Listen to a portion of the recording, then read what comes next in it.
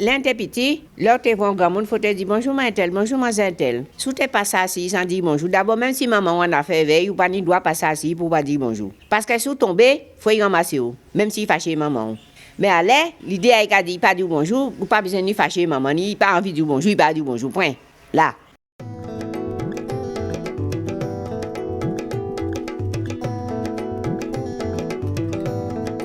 Alors, le vieillissement de la population en Guadeloupe, de quoi s'agit-il? Il s'agit tout simplement du fait qu'il y a des flux migratoires, des personnes qui quittent le département, donc les jeunes qui font se former, ne reviennent pas pour certains, ou alors reviennent à l'âge de la retraite. L'autre circuit, ce sont le circuit des personnes qui ont quitté la Guadeloupe il y a 50 ans, 40 ans, 30 ans, et qui reviennent à l'âge de la retraite. Ces deux flux-là, il faut ajouter également deux phénomènes. Le taux de natalité qui a baissé considérablement. On est passé de 2,5 enfants par femme dans les années 2000 à aujourd'hui à peu près 1,9 voire beaucoup moins. Donc aujourd'hui on est à peu près à 74 ans pour les hommes et 78 ans pour les femmes. Au point qu'effectivement le département français qui sera le plus vieux à l'horizon 2030 sera le département guadeloupéen.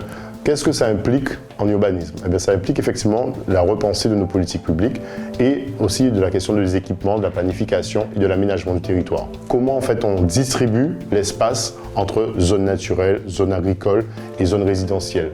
Vous pensez bien que lorsqu'on a une population de seniors, une population vieillie, on ne va pas dimensionner les zones à urbaniser, les zones urbaines, de la même façon qu'on l'aurait fait si on a une population beaucoup plus jeune et plus active. Comment on intègre ce vieillissement de la population dans le cadre de planification? Selon les populations qu'on identifie, eh bien effectivement, on va se dire, mais tiens, il est opportun qu'on mette une certaine proportion de services de proximité, de commerce de proximité, même au niveau des équipements, c'est-à-dire est-il opportun de mettre un stade, une piscine olympique? Il y a des territoires qui ont une vision fine de ces enjeux, de ces bassins, etc. Mais il faut reconnaître aussi qu'il y a des disparités et que tout le territoire n'est pas couvert en matière d'observation. Alors partant de ce constat-là et partant des questions de planification et d'aménagement, on ne mesure pas combien effectivement le fait que des personnes ne peuvent pas se mouvoir comme ils veulent dans l'espace, eh bien ça a un impact économique. Ce sont des personnes qui ne peuvent pas consommer. Et puis en termes de solutions, mais il y a des communes qui ont vraiment eu des approches très diverses, et je pense notamment à la commune du Moule, lors de l'événement du cyclone Hugo en 1989. C'est du côté de Petitance, où on s'est dit, tiens, on va garder une enveloppe créole en termes de typologie architecturale, mais on va la coupler avec de la domotique. On s'est dit, mais il y a aussi des personnes qui ont un certain portefeuille, et qui sont des seniors, et qui peuvent vouloir accéder à des services, du luxe, etc. Et du coup, c'est une autre approche. Sauf qu'il faut comprendre qu'en dehors du technique, il faut aller à la base. Et la base, c'est quoi? C'est que on avait des populations avec une similarité de valeurs, une similarité de corporation. Je pense à Darboussier, tout le monde va à l'usine, la même fatigue, les mêmes soucis, les mêmes enjeux, le même avenir, le même horizon. Donc on a l'attitude, on a la légitimité au sein du LACOU à donner un avis sur l'éducation de l'enfant. Parce qu'effectivement, on souffre ensemble, on vit ensemble, on mange ensemble. Et on peut parler de souffrance parce que la souffrance, elle est où? Certaines personnes, dans le cadre de la rénovation urbaine, se demandaient, basiquement, c'est des témoignages qu'on peut avoir, on disait oui, en bien vépati de l'arrêt là, mais est-ce qu'un était à côté à voisinant? Et parfois, des promesses sont prises, bien sûr, oui, ok, au voisinage, pas de problème. C'est très compliqué de la remettre à côté de sa voisine et on a des drames humains. Il y a des personnes elles ont quitté leur case traditionnelle où elles ont leur repère, elles ont leur voisine, elles ont leur champ. Une fois qu'elles sont arrivées en EHPAD ou un appartement, tout simplement, même avec la domotique, tout ce que vous voulez. Donc, il y a une souffrance et on doit le prendre en compte de manière plus globale dans le cadre de nos politiques publiques.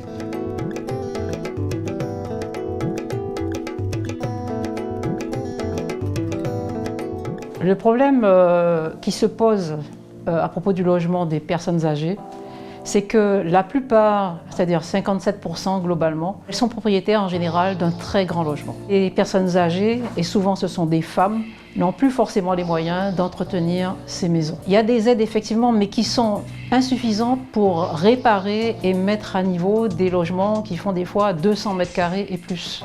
Pour le moment, ce qui marche bien, ce sont les modèles qui sont entrepris par le département, la sécurité sociale et la région, c'est de financer, je dirais, le minimum qui permette à la personne âgée de rester chez elle. C'est-à-dire que ça va être l'adaptation du plan de la maison, l'entrée, comment rentrer, sortir de sa maison en fauteuil, etc. Voilà, donc c'est l'essentiel pour maintenir la personne à domicile. Le problème, c'est qu'avec la vie actuelle, ces gens sont souvent seuls dans cette maison. Donc il se pose aussi le problème de la nuit, le problème de la gestion des chutes, de l'isolement. En fait, cette solution, elle a le mérite d'exister, mais socialement en tout cas, ce n'est pas suffisant. L'autre modèle qui existe, c'est l'EHPAD, qui est une solution, mais pour des gens qui ont quand même des moyens. Un séjour dans un centre, c'est globalement entre 1 700 € et 3 000, 3 500 €. Quand on a 450, 500 € de retraite, ce n'est pas possible.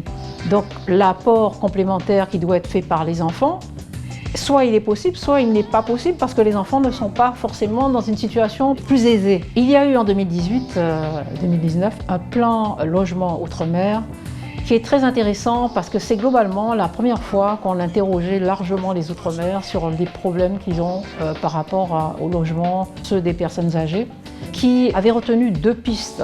La première piste, c'était de payer quelqu'un pour assurer la cohésion sociale, c'est-à-dire faire sortir les gens, aller les visiter, leur dire « est-ce que je peux faire vos courses ? Est-ce que l'assistante sociale est passée ?» Il faut accompagner ces gens qui sont chacun dans un logement individuel, qui sont à peu près dans la même tranche d'âge, mais qui sont tout seuls, chacun dans leur logement. Il n'y a pas de vie sociale. La deuxième piste, c'était de réaliser une enquête sur les difficultés qu'il y avait à créer des pensions de famille.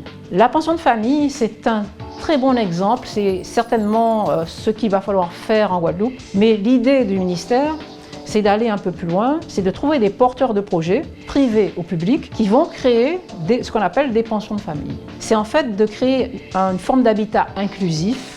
Alors, qu'est-ce qu'ils entendent par inclusion ? C'est-à-dire prendre en compte effectivement des personnes âgées isolées. Il y a des gens qui n'ont pas de descendants, des gens qui sortent de prison. C'est-à-dire que tous les gens qui ont des difficultés parce qu'ils ont eu des accidents dans la vie, qui n'ont pas des retraites suffisantes, trouver le moyen de les mettre ensemble. Mais aussi, il y a un deuxième modèle qui est proposé, c'est de faire une pension de famille intergénérationnelle. Ça me paraît 2 solutions très bien adaptées sur le territoire. L'autre piste qui me paraît la plus équilibrée, c'est la colocation entre personnes âgées. Le fait de recréer une communauté avec des gens qui ont les mêmes soucis, les mêmes problèmes, etc., ça devient une aventure humaine et ça leur redonne du peps pour continuer à vivre et à faire des choses.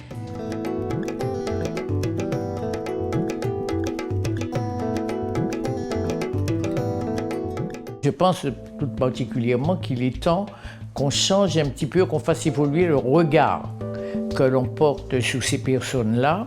C'est un regard qui est construit à partir de critères très traditionnels. Et je crois qu'il est temps qu'on change de paradigme. Parce que les personnes qui sont aujourd'hui à la retraite, ce sont des gens qui abordent une étape de leur vie avec un récit de vie, un récit culturel.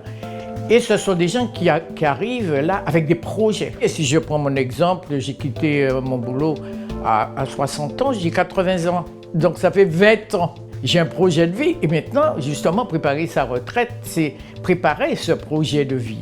Alors qu'aujourd'hui, les gens se marient, recommencent une vie sentimentale. Et je ne sais pas si vous le savez, mais en fait, quand on regarde les chiffres de Bobigny, par exemple, on se rend compte que ce sont plus les seniors qui demandent le divorce que des jeunes. Moi, j'ai fait partie du CODEPAC, du conseil départemental, etc. On met en place des programmes. Ces programmes sont mis en place par des personnes très jeunes. Et à aucun moment, justement, on interroge les seniors sur leurs besoins. Et dans les seniors, comme vous avez dit, il y a des gens qui ont eu des responsabilités sociales, politiques, associatives, professionnelles. Vous avez des gens qui ont des revenus divers. Vous avez aussi les seniors handicapés. Vous retrouvez exactement les mêmes catégories dans cette population. Toutes ces personnes-là arrivent, je l'avais dit, avec un récit, mais avec aussi des connaissances patrimoniales énormes. Et c'est très important pour moi d'utiliser tout ce savoir-là parce que, comme dirait le proverbe africain, une personne âgée qui meurt, c'est une bibliothèque qui disparaît. Et que fait-on de tout ce savoir, surtout dans des régions comme les nôtres?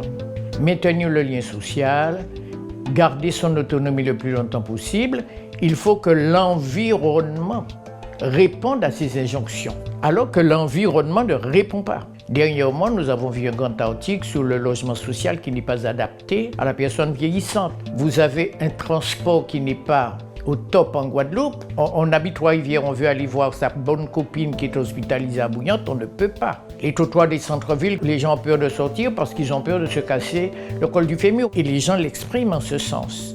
Vous avez par exemple les toilettes. Les personnes âgées, on a une petite vessie un petit peu plus fragile, on a eu des problèmes de prostate, etc. Où sont les toilettes en bonne et due forme, correctes? Vous avez par exemple les banques, les services publics, je ne sais pas pourquoi, on voit de moins en moins de sièges, alors qu'il faudrait mettre un petit salon d'accueil. Comment voulez-vous que les personnes arrivent là, il n'y a nulle part pour s'asseoir en attendant son tour? Mais c'est autant de freins qui ne permettent pas à ces personnes-là d'utiliser cette autonomie, de la maintenir, de même que vous avez des prix réduits pour les étudiants. Pourquoi ne pas mettre un prix aussi, réduction pour les personnes âgées? Donc vous voyez, l'autonomie, ça ne se dit pas comme ça parce qu'il faut que les conditions soient remplies pour permettre à ces personnes de vivre correctement cet âge-là.